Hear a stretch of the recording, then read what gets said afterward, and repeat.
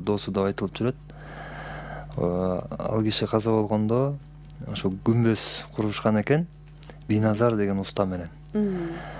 Анан күмбөздү салып бүтүп, анын мындай архитектуралык көрүнүшү дагы кооз, боз үй элесин берип турат.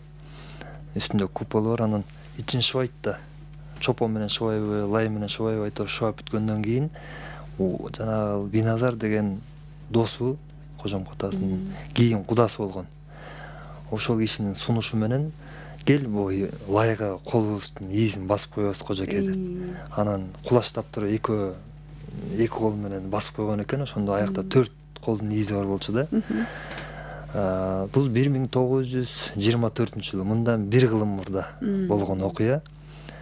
Ошол жерде Кожомко Атабыздын бүгүнкү күнгө чейин оң колунун ийизи сакталып турат. Сол колу түшүп калган. Жер титирөө 92-жылы Сусамырда чоң жер титирөө болгон. Ошол себептен анан мына ошол күмбөздөрүнө көчүрүлүп келген эмеси да, үлгүсү. Жана Кожомко атындагы спорт сарайынын алдында турган. Ошол кандай болсо ошондой көчүрүлгөндө? Ооба. Дал өзүндөй. Мен ченегем. Ошол алакандын башталышынан ортоңку колдун учуна чейин 26 сантиметрди түзгөн да.